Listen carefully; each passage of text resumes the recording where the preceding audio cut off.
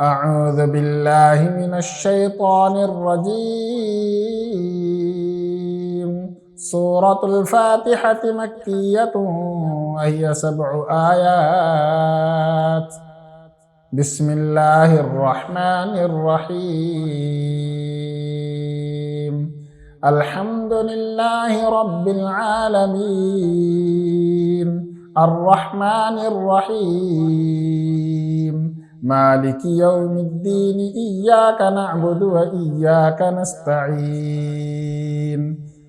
اهدنا الصراط المستقيم صراط الذين أنعمت عليهم غير المغضوب عليهم ولا الضالين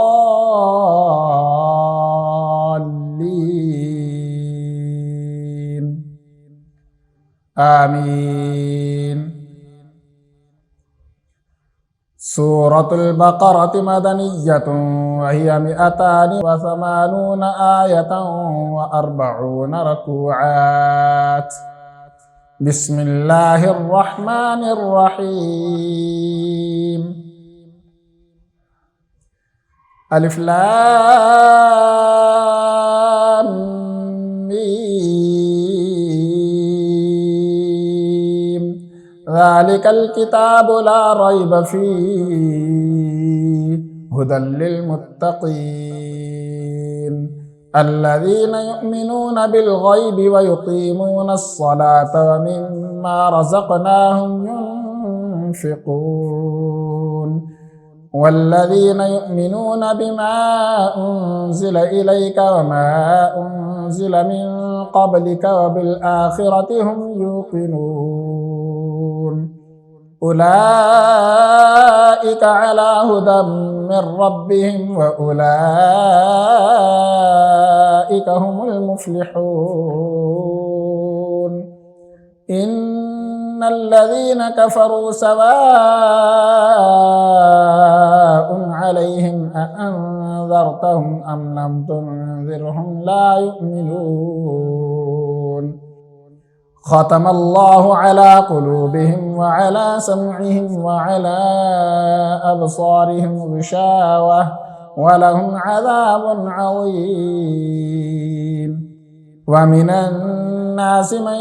يقول آمنا بالله وباليوم الآخر وما هم بمؤمنين يخادعون الله والذين آمنوا وما يخدعون إلا أنفسهم وما يشعرون. في قلوبهم مرض فزادهم الله مرضا ولهم عذاب أليم بما كانوا يكذبون. وإذا قيل لهم لا تفسدوا في الأرض قالوا إنما نحن مصلحون ألا إنهم هم المفسدون ولكن لا يشعرون. وإذا قيل لهم آمنوا كما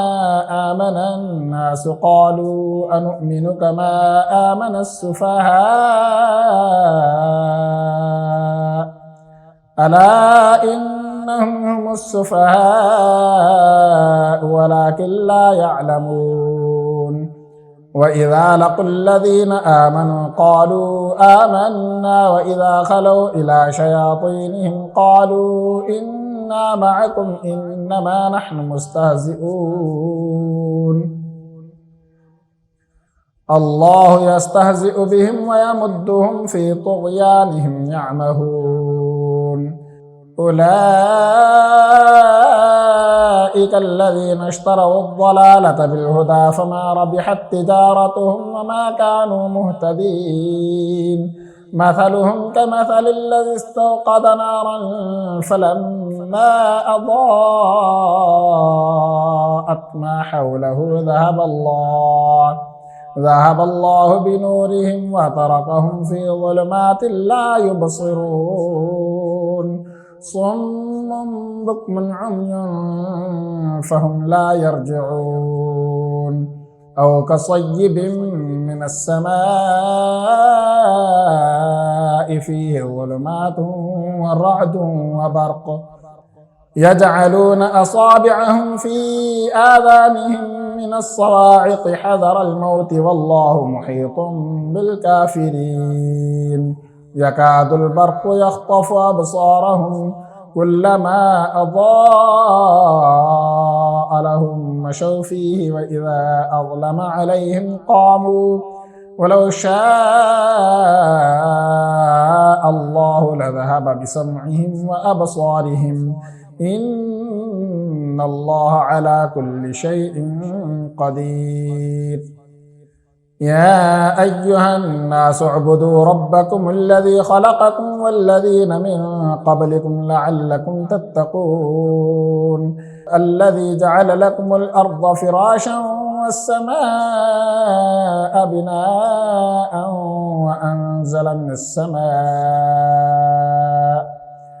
وأنزل من السماء ماء فأخرج به من الثمرات رزقا لكم فلا تجعلوا لله أندادا وأنتم تعلمون وإن كنتم في ريب مما نزلنا على عبدنا فأتوا بسورة من مثله وادعوا شهداءكم من دون الله إن كنتم صادقين فإن لم تفعلوا ولن تفعلوا فاتقوا النار التي وقودها الناس والحجارة أعدت للكافرين وبشر الذين آمنوا وعملوا الصالحات أن لهم جنات تجري من تحتها الأنهار كلما رزقوا منها من ثمرة رزقا قالوا هذا الذي رزقنا من قبل وأتوا به متشابها ولهم فيها أزواج مطهرة وهم فيها خالدون إن الله لا يستحي أن يضرب مثلا ما بعوضة فما فوقها فأما الذين آمنوا فيعلمون أنه الحق من ربهم وأما الذين كفروا فيقولون ماذا أراد الله بهذا مثلا يضل به كثيرا ويهدي به كثيرا وما يضل به إلا الفاسقين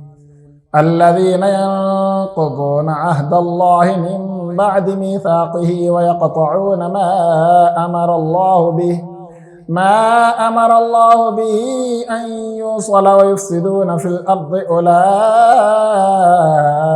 هم الخاسرون كيف تكفرون بالله وكنتم أمواتا فأحياكم ثم يميتكم ثم يحييكم ثم إليه ترجعون هو الذي خلق لكم ما في الأرض جميعا ثم استوى إلى السماء فسواهن 7 سماوات وهو بكل شيء عليم وإذ قال ربك للملائكة إني جاعل في الأرض خليفة قالوا أتجعل فيها من يفسد فيها ويسفك الدماء ونحن نسبح بحمدك ونقدس لك قال إني أعلم ما لا تعلمون وعلم آدم الأسماء كلها ثم عرضهم على الملائكة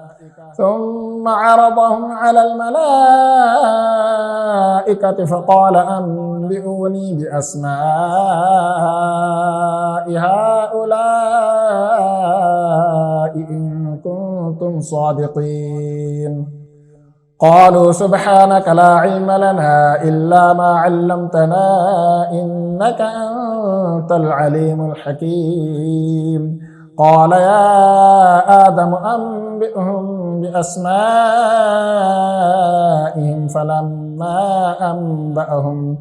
فلما أنبأهم بأسمائهم قال ألم أقل لكم إني أعلم غيب السماوات والأرض وأعلم ما تبدون وما كنتم تكتمون وإذ قلنا للملائكة اسجدوا لآدم فسجدوا إلا إبليس أبى واستكبر وكان من الكافرين وقلنا يا آدم اسكن أنت وزوجك الجنة وكلا منها رغدا حيث شئتما ولا تقربا هذه الشجرة فتكونا من الظالمين فأزلهما الشيطان عنها فأخرجهما مما كانا فيه وقلنا اهبطوا بعضكم لبعض عدو ولكم في الأرض مستقر ومتاع إلى حين فتلقى آدم من ربه كلمات فتاب عليه إنه هو التواب الرحيم قلنا اهبطوا منها جميعا فإما يأتينكم مني هدى فمن تبع هداي فلا خوف عليهم ولا هم يحزنون والذين كفروا وكذبوا بآياتنا أولئك أصحاب النار هم فيها خالدون يا بني إسرائيل اذكروا نعمتي التي أنعمت عليكم وأوفوا بعهدي أوف بعهدكم وإياي فارهبون وآمنوا بما أنزلت مصدقا لما معكم ولا تكونوا أول كافر به ولا تشتروا بآياتي ثمنا قليلا وإياي فاتقون ولا تلبسوا الحق بالباطل وتكتموا الحق وأنتم تعلمون وأقيموا الصلاة وآتوا الزكاة واركعوا مع الراكعين أتأمرون الناس بالبر وتنسون أنفسكم وأنتم تتلون الكتاب أفلا تعقلون واستعينوا بالصبر والصلاة وإنها لكبيرة إلا على الخاشعين الذين يظنون أنهم ملاقو ربهم وأنهم إليه راجعون يا بني إسرائيل اذكروا نعمتي التي أنعمت عليكم وأني فضلتكم على العالمين واتقوا يوما لا تجزي نفس عن نفس شيئا ولا يقبل منها شفاعة ولا يؤخذ منها عدل ولا هم ينصرون وإذ نجيناكم من آل فرعون يسومونكم سوء العذاب يذبحون أبناءكم ويستحيون نساءكم وفي ذلكم بلاء من ربكم عظيم وإذ فرقنا بكم البحر فأنجيناكم وأغرقنا آل فرعون وأنتم تنظرون وإذ واعدنا موسى 40 ليلة ثم اتخذتم العجل من بعده وأنتم ظالمون ثم عفونا عنكم من بعد ذلك لعلكم تشكرون وإذ آتينا موسى الكتاب والفرقان لعلكم تهتدون وإذ قال موسى لقومه يا قوم إنكم ظلمتم أنفسكم باتخاذكم العجل فتوبوا إلى بارئكم فاقتلوا أنفسكم ذلكم خير لكم عند بارئكم فتاب عليكم إنه هو التواب الرحيم وإذ قلتم يا موسى لن نؤمن لك حتى نرى الله جهرة فأخذتكم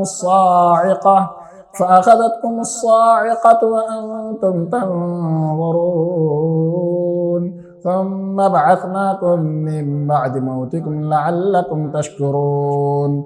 وظللنا عليكم الغمام وأنزلنا عليكم المن والسلوى كلوا من طيبات ما رزقناكم وما ظلمونا ولكن كانوا أنفسهم يظلمون وإذ قلنا ادخلوا هذه القرية فكلوا منها حيث شئتم رغدا وادخلوا الباب سجدا وقولوا حطة نغفر لكم خطاياكم وسنزيد المحسنين. فبدل الذين ظلموا قولا غير الذي قيل لهم فأنزلنا على الذين ظلموا رجزا من السماء بما كانوا يفسقون. وإذ استسقى موسى لقومه فقلنا اضرب بعصاك الحجر فانفجرت منه 12 عينا قد علم كل أناس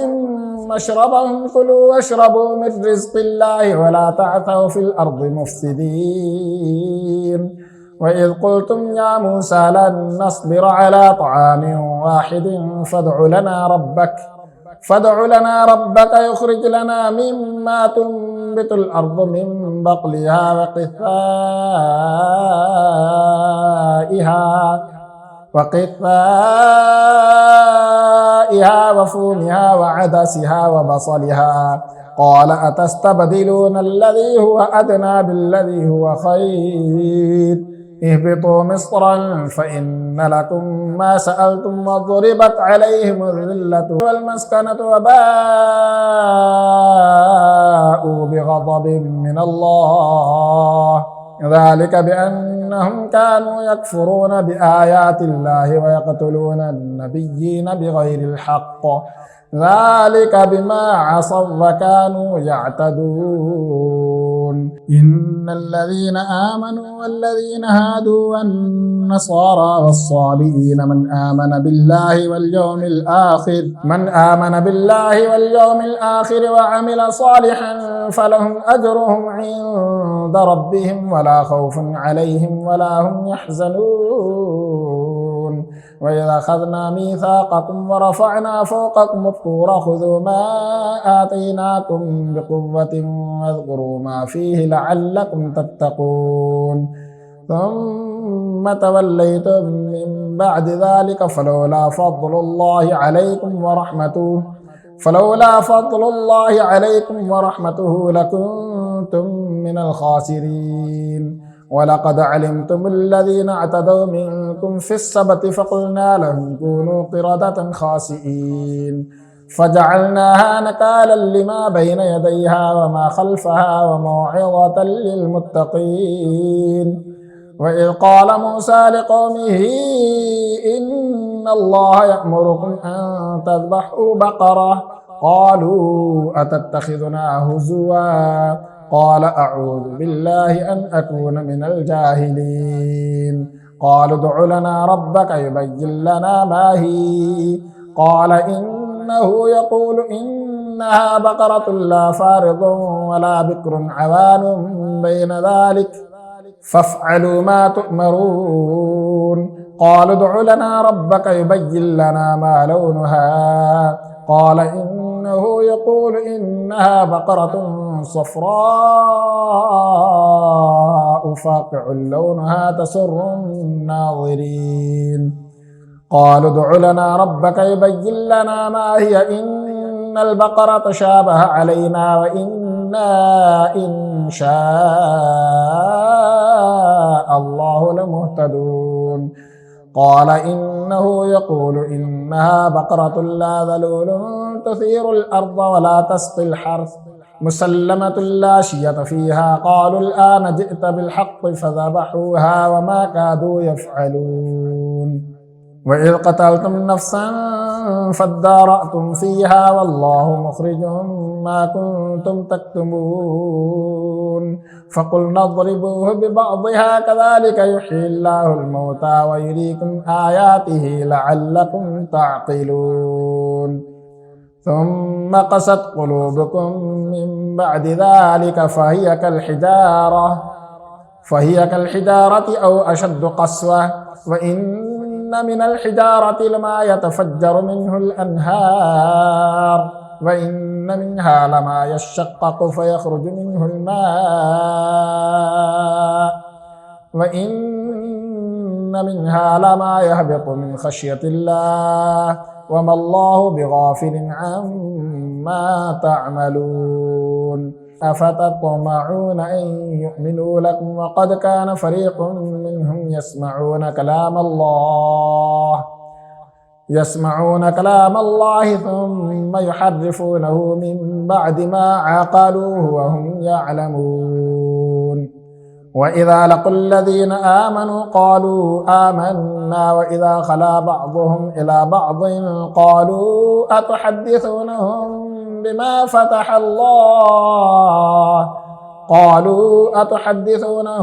بما فتح الله عليكم ليحاجوكم به عند ربكم أفلا تعقلون. أولا يعلمون أن الله يعلم ما يسرون وما يعلنون. ومنهم أميون لا يعلمون الكتاب إلا أماني وإن هم إلا يظنون. فويل للذين يكتبون الكتاب بأيديهم ثم يقولون هذا من عند الله ليشتروا به ثمنا قليلا فويل لهم مما كتبت أيديهم وويل لهم مما يكسبون. وقالوا لن تمسنا النار إلا أياما معدودة قل أتخذتم عند الله عهدا فلن يخلف الله عهده أم تقولون على الله ما لا تعلمون. بلى من كسب سيئة وأحاطت به خطيئته فأولئك أصحاب النار هم فيها خالدون. والذين آمنوا وعملوا الصالحات أولئك أصحاب الجنة هم فيها خالدون. وإذ أخذنا ميثاق بني إسرائيل لا تعبدون إلا الله وبالوالدين إحسانا وذي القربى واليتامى والمساكين وقولوا للناس حسنا وأقيموا الصلاة وآتوا الزكاة ثم توليتم إلا قليلا منكم وأنتم معرضون. وإذ أخذنا ميثاقكم لا تسفكون دماءكم ولا تخرجون أنفسكم من دياركم ثم أقررتم وأنتم تشهدون. ثم أنتم هؤلاء تقتلون أنفسكم وتخرجون فريقا منكم من ديارهم تظاهرون عليهم بالإثم والعدوان وإن يأتوكم أسارى تفادوهم وهو محرم عليكم إخراجهم أفتؤمنون ببعض الكتاب وتكفرون ببعض فما جزاء من يفعل ذلك منكم إلا خزي في الحياة الدنيا ويوم القيامة يردون إلى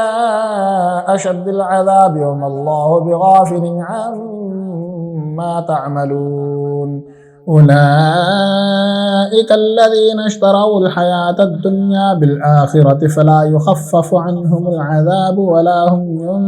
ينصرون. ولقد آتينا موسى الكتاب وقفينا من بعده بالرسل وآتينا عيسى ابن مريم البينات وأيدناه بروح القدس أفكلما جاءكم رسول بما لا تهوى أنفسكم استكبرتم ففريقا كذبتم وفريقا تقتلون. وقالوا قلوبنا غلف بل لعنهم الله بكفرهم فقليلا ما يؤمنون. ولما جاءهم كتاب من عند الله مصدق لما معهم وكانوا من قبل يستفتحون على الذين كفروا فلما جاءهم ما عرفوا كفروا به فلعنة الله على الكافرين. بئس ما اشتروا به أنفسهم أن يكفروا بما أنزل الله بغيا أن ينزل الله من فضله على من يشاء من عباده فباءوا بغضب على غضب وللكافرين عذاب مهين. وإذا قيل لهم آمنوا بما أنزل الله قالوا نؤمن بما أنزل علينا ويكفرون بما وراءه وهو الحق مصدقا لما معهم قل فلم تقتلون أنبياء الله من قبل إن كنتم مؤمنين. ولقد جاءكم موسى بالبينات ثم اتخذتم العجل من بعده وأنتم ظالمون. وإذ أخذنا ميثاقكم ورفعنا فوقكم الطور خذوا ما آتيناكم بقوة واسمعوا قالوا سمعنا وعصينا وأشربوا في قلوبهم العجل بكفرهم قل بئس ما يأمركم به إيمانكم إن كنتم مؤمنين. قل إن كانت لكم الدار الآخرة عند الله خالصة من دون الناس فتمنوا الموت إن كنتم صادقين ولن يتمنوه أبدا بما قدمت أيديهم والله عليم بالظالمين. ولتجدنهم أحرص الناس على حياة ومن الذين أشركوا يود أحدهم لو يعمر 1000 سنة وما هو بمزحزحه من العذاب أن يعمر والله بصير بما يعملون. قل من كان عدوا لجبريل فإنه نزله على قلبك بإذن الله مصدقا لما بين يديه وهدى وبشرى للمؤمنين. من كان عدوا لله وملائكته ورسله وجبريل وميكال فإن الله عدو للكافرين. ولقد أنزلنا إليك آيات بينات وما يكفر بها إلا الفاسقون. أو كلما عاهدوا عهدا نبذه فريق منهم بل أكثرهم لا يؤمنون. ولما جاءهم رسول من عند الله مصدق لما معهم نبذ فريق من الذين أوتوا الكتاب كتاب الله وراء ظهورهم كأنهم لا يعلمون. واتبعوا ما تتلو الشياطين على ملك سليمان وما كفر سليمان ولكن الشياطين كفروا يعلمون الناس السحر وما أنزل على الملكين ببابل هاروت وماروت وما يعلمان من أحد حتى يقولا إنما نحن فتنة فلا تكفر فيتعلمون منهما ما يفرقون به بين المرء وزوجه وما هم بضارين به من أحد إلا بإذن الله ويتعلمون ما يضرهم ولا ينفعهم ولقد علموا لمن اشتراه ما له في الآخرة من خلاق ولبئس ما شروا به أنفسهم لو كانوا يعلمون. ولو أنهم آمنوا واتقوا لمثوبة من عند الله خير لو كانوا يعلمون. يا أيها الذين آمنوا لا تقولوا راعنا وقولوا انظرنا واسمعوا وللكافرين عذاب أليم. ما يود الذين كفروا من أهل الكتاب ولا المشركين أن ينزل عليكم من خير من ربكم والله يختص برحمته من يشاء والله ذو الفضل العظيم. ما ننسخ من آية أو ننسها نأتي بخير منها أو مثلها ألم تعلم أن الله على كل شيء قدير ألم تعلم أن الله له ملك السماوات والأرض وما لكم من دون الله من ولي ولا نصير أم تريدون أن تسألوا رسولكم كما سئل موسى من قبل ومن يتبدل الكفر بالإيمان فقد ضل سواء السبيل ود كثير من أهل الكتاب لو يردونكم من بعد إيمانكم كفارا حسدا من عند أنفسهم من بعد ما تبين لهم الحق فاعفوا واصفحوا حتى يأتي الله بأمره إن الله على كل شيء قدير وأقيموا الصلاة وآتوا الزكاة وما تقدموا لأنفسكم من خير تجدوه عند الله إن الله بما تعملون بصير وقالوا لن يدخل الجنة إلا من كان هودا أو نصارى تلك أمانيهم قل هاتوا برهانكم إن كنتم صادقين بلى من أسلم وجهه لله وهو محسن فله أجره عند ربه ولا خوف عليهم ولا هم يحزنون وقالت اليهود ليست النصارى على شيء وقالت النصارى ليست اليهود على شيء وهم يتلون الكتاب كذلك قال الذين لا يعلمون مثل قولهم فالله يحكم بينهم يوم القيامة فيما كانوا فيه يختلفون ومن أظلم ممن منع مساجد الله أن يذكر فيها اسمه وسعى في خرابها أولئك ما كان لهم أن يدخلوها إلا خائفين لهم في الدنيا خزي ولهم في الآخرة عذاب عظيم ولله المشرق والمغرب فأينما تولوا فثم وجه الله إن الله واسع عليم وقالوا اتخذ الله ولدا سبحانه بل له ما في السماوات والأرض كل له قانتون بديع السماوات والأرض وإذا قضى أمرا فإنما يقول له كن فيكون وقال الذين لا يعلمون لولا يكلمنا الله أو تأتينا آية كذلك قال الذين من قبلهم مثل قولهم تشابهت قلوبهم قد بينا الآيات لقوم يوقنون إنا أرسلناك بالحق بشيرا ونذيرا ولا تسأل عن أصحاب الجحيم ولن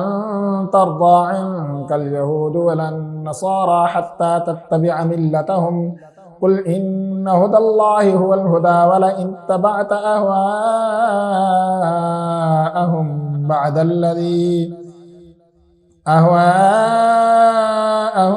بعد الذي جاءك من العلم ما لك من الله من ولي ولا نصير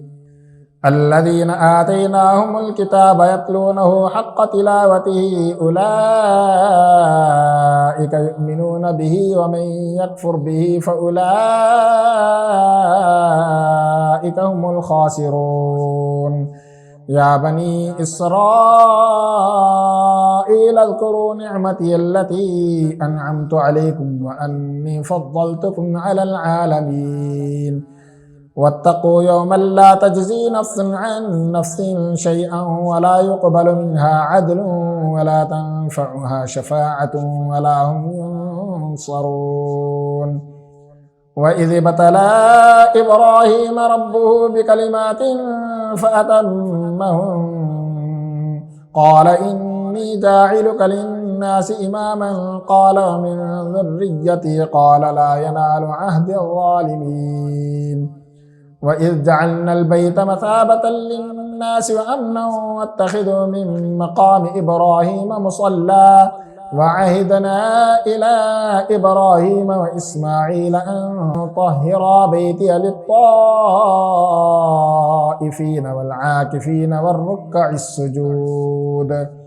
وإذ قال إبراهيم رب اجعل هذا بلدا آمنا وارزق أهله من الثمرات من آمن منهم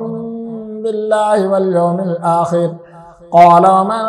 كفر فأمتعه قليلا ثم أضطره إلى عذاب النار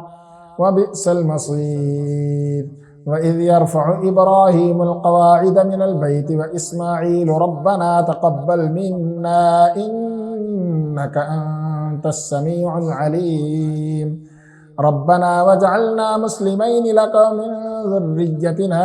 أمة مسلمة لك وأرنا مناسكنا وتب علينا إنك أنت التواب الرحيم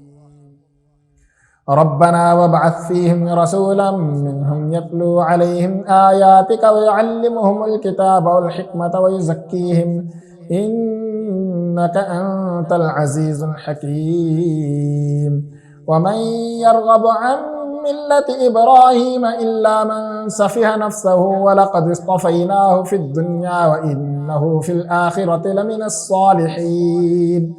إذ قال له ربه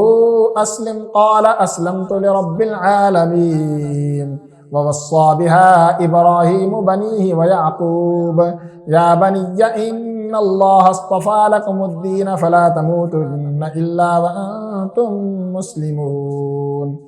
أم كنتم شهداء إذ حضر يعقوب الموت إذ قال لبنيه ما تعبدون من بعدي قالوا نعبد إلهك وإله آبائك إبراهيم وإسماعيل وإسحاق إلها واحدا ونحن له مسلمون تلك أمة قد خلت لها ما كسبت ولكم ما كسبتم ولا تسألون عما كانوا يعملون وقالوا كونوا هودا أو نصارى تهتدوا قل بل ملة إبراهيم حنيفا وما كان من المشركين قولوا آمنا بالله وما أنزل إلينا وما أنزل إلى إبراهيم وإسماعيل وإسحاق ويعقوب والأسباط وما أوتي موسى وعيسى وما أوتي النبيون من ربهم لا نفرق بين أحد منهم ونحن له مسلمون فإن آمنوا بمثل ما آمنتم به فقد اهتدوا وإن تولوا فإنما هم في شقاق فسيكفيكهم الله وهو السميع العليم صبغة الله ومن أحسن من الله صبغة ونحن له عابدون قل أتحاجوننا في الله وهو ربنا وربكم ولنا أعمالنا ولكم أعمالكم ونحن له مخلصون أم تقولون إن إبراهيم وإسماعيل وإسحاق ويعقوب والأسباط كانوا هودا أو نصارى قل أأنتم أعلم أم الله ومن أظلم ممن كتم شهادة عنده من الله وما الله بغافل عما تعملون تلك أمة قد خلت لها ما كسبت ولكم ما كسبتم ولا تسألون عما كانوا يعملون